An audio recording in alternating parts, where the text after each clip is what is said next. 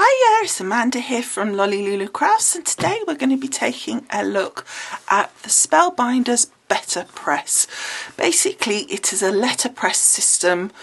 It's kind of in a way similar to their glimmer plate in that it's a sort of block that you will put through, instead of your regular platforms, you'll put through your die cutting machines, and this will create a letterpress effect. For those that you don't know what letterpressing is, I'm sure most of you do, but just in case you're new to crafting, it's basically where you stamp, but it also debosses, so presses down into the card and then creates sort of a dip where that obviously presses down. So say that you can see here there's a flower, so that where the black is, it will press down into that, and then it will put the ink into that deboss section. Here we are. Let's see what we get in the box. So we have some tape, and we've got some Betterpress ink. This is permanent and waterproof. I'm sure you don't have to use this specific brand of ink, but we will experiment over time and decide which ones we like and which ones work and which ones don't work so well. Then we've got the actual Betterpress system itself. Oh, before we get to that part, it comes with an actual plate. So that's the flower that we saw on the front of the box, and also a couple of sentiments. And we've got some paper as well. This is like a cotton base card, almost like a watercolour paper.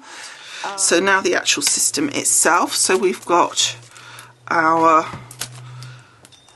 I don't know what this is. I was going to say we've got our, but I don't know what our is. And some instructions, but I don't really know what this part is for at this point. I have no idea what that's for. Maybe it's like extra shim. I don't really know. We'll have to try and work that out in due course. Okay, I'll just put that to the one side for the minute.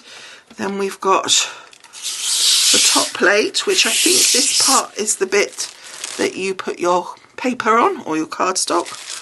And slightly annoyingly, it does it in an American sizing, an A2 and an A7. So it would have been nice to do a plate. I don't know if they're going to, but it would be nice if they could do a plate that also had a more universal sizing, because actually the American sizing is pretty unique. Most countries actually do A4, etc. So obviously you wouldn't do an A4, but you know, an A6 would be good. Well, I think A7 is 5x7, so that's not bad. But anyway, it would be quite helpful to have that. And obviously this one's your base plate. I believe you can get replacements of this, because this potentially could get inked up. I've taken a quick look at the instructions, and the first thing it actually talks about is these pieces of paper, and I was right in my first assessment, which was that they are additional shims. I don't know, it just seems strange that you start from a position where you have to add shims. Normally you start from a position where you don't need the shims, and then you add them if you require it. But anyway, so you put those three there, and then you put this is actually magnetized, so then you put that in like so. So that's your next instruction. Then place the three shims, layer the magnet on top, put your plate on next. So let's, oh, whoopsie daisy, that's a bit sticky. So side up, so we're going to, that's going to be mirrored, of course. So if you were wanting it to be on that side of your card, then it will be on that side of your plate over here. So remember that it will be mirrored.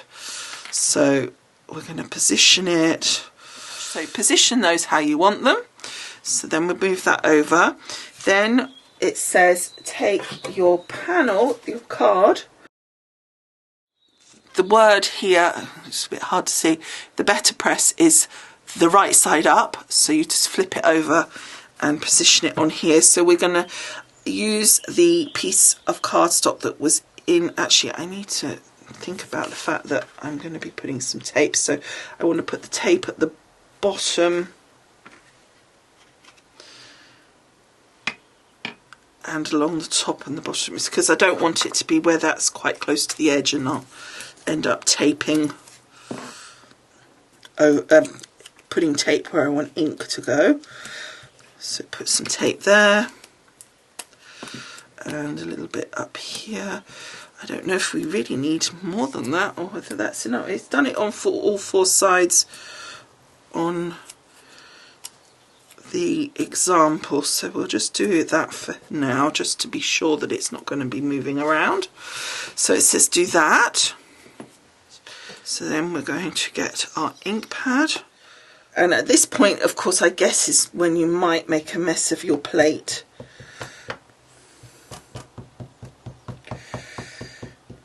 Oh, I see, it is actually inking. I thought it wasn't doing it then. Yeah, you see, because you see that you're catching a little bit of the ink on the side there.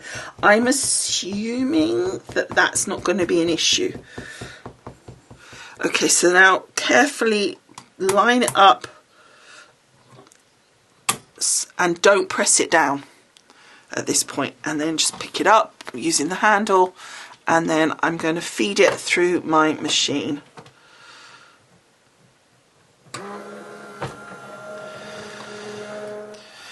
So it says put it through and then carefully remove the top bit, and the letterpress stuff will be removed, revealed.